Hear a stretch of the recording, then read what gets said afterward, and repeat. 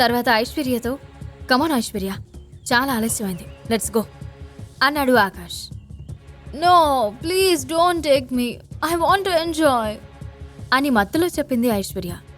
బలవంతంగా ఆమెను పైకి లేపి అక్కడి నుండి నడిపించుకుంటూ కార్ దగ్గరికి తీసుకెళ్లి ఆమెను ప్యాసింజర్ సీట్లో కూర్చోబెట్టి చంద్రకాంత్ ఇంటి వైపు డ్రైవ్ చేసుకుంటూ వెళ్ళాడు ఆకాష్.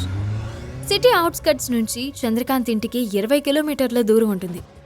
మత్తులో ఉన్న ఐశ్వర్య, ఆకాశం అబ్బాయి అయితే నీలా ఉంటాడే, నీలా ఉంటాడే అంటూ లిరిక్స్ని కంపు చేసి పాడుతూ ఆకాష్ మీద వాలిపోతుంది.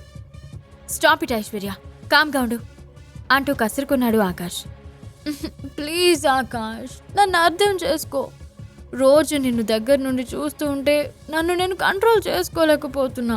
నీ handsome face, cute cute muscles నాకు పిచ్చెక్కిస్తున్నాయి తెలుసా అని మత్తుగా అంటూ అతని బుగ్గ మీద ముద్దు పెట్టబోయింది ఐశ్వర్య. అబ్బా ఆగు అంటూ రోడ్డు పక్కగా కారాపి ఆమె కళ్ళల్లోకి కళ్ళు పెట్టి చూశాడు ఆకాష్. నేను ఆపను, ఏం చేస్తావు అంటూ మొండిగా అతన్ని హగ్ చేసుకుంటూ అడిగింది Aishwarya. Please behave your self అని ఆమెను దూరంగా నెట్టాడు ఆకాష్. ఐశ్వర్య పూర్తిగా మత్తులో ఉందని అతను గ్రహించాడు. I am behaving my self Akash అంటూ ముందుకు వంగి స్టీరింగ్ వీల్ పైకెక్కి అతని నడుం చుట్టూ 2 కాళ్ళు వేసి దగ్గరగా కూర్చుని అతని జుట్టులో వేళ్లు పోనిచి నెమ్మదిగా అతని ముఖం దగ్గరికి లాగి పెదవులపై కిస్ చేసింది ఐశ్వర్య. ఒక్క క్షణం కరెంట్ షాక్ కొట్టినట్టు ఫీల్ అయ్యాడు ఆకాష్. అప్రయత్నంగా అతని చేతులు ఆమె నడుం మీదకి వెళ్లి ఆమెను మరింత దగ్గరగా లాక్కున్నాయి. ఆ మరుక్షణం అతను తనను తాను కంట్రోల్ చేసుకుని ఐశ్వర్యని బలవంతంగా పక్క సీట్లోకి తోశాడు. దానితో ఆమె విండోకి గుద్దుకుని అలా సీట్లోకి నిద్రపోయింది. ఆ తర్వాత ఏమీ జరగనట్టు ఆమెని ఇంటికి తీసుకెళ్లి సేఫ్గా బెడ్రూమ్లో పడుకోబెట్టాడు.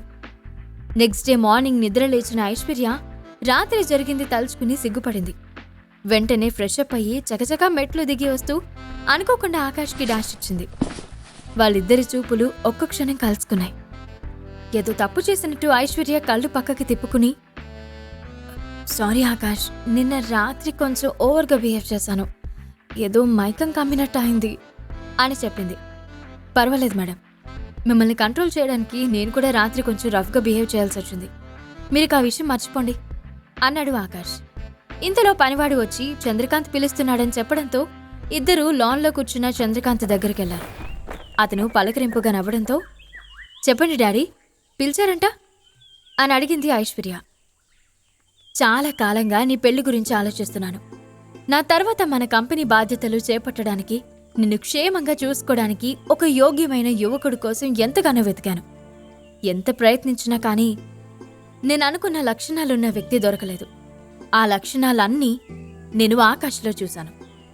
జీవితాంతం నిన్ను క్షేమంగా చూసుకోగలడనే నమ్మకం నాకుంది. ఎంతోమంది ధనవంతులను, అందగాళ్లను నిలబెట్టి కొనగలను.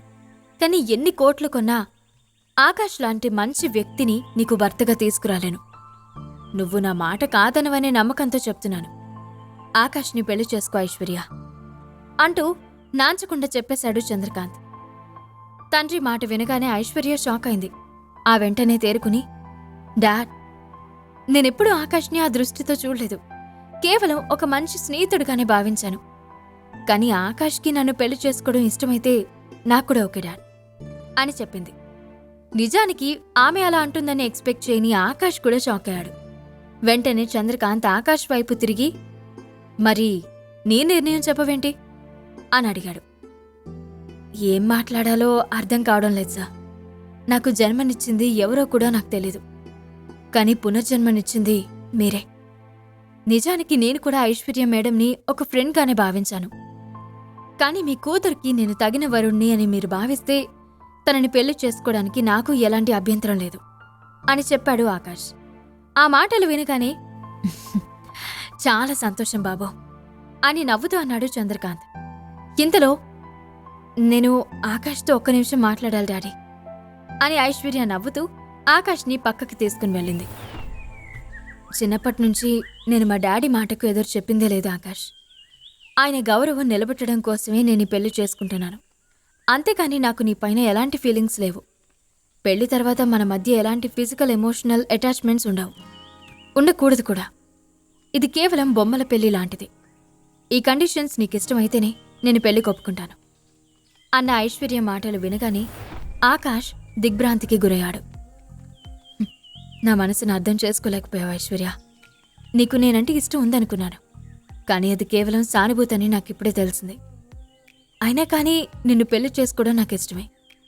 ఇచ్చిన మాట నిలబెట్టుకోవడానికి నిన్ను పెళ్లి చేసుకుంటున్నాను. ఏదో ఒకరోజు నీ సానుభూతి ప్రేమగా మారుతుందని ఆశిస్తున్నాను అని మనసులో అనుకుని, సరే ఐశ్వర్య, అంతా నీ ఇష్ట ప్రకారమే కానిద్దాం అన్నాడు Akash. Very good, let's go అని చెప్పి బయటికి వెళ్ళిపోయింది ఐశ్వర్య. తర్వాత ఇద్దరు కలిసి చంద్రకాంత్కి తమ నిర్ణయాన్ని తెలియజేశారు. ఐశ్వర్యకి ఇష్టం లేకపోయినా ఆకాష్ ఎందుకు ఆమెని పెళ్లి చేసుకోవాలనుకున్నాడు? ఇంతకీ చంద్రకాంత్ అంత బలంగా ఆకాష్ని నమ్మడానికి కారణమేమిటి?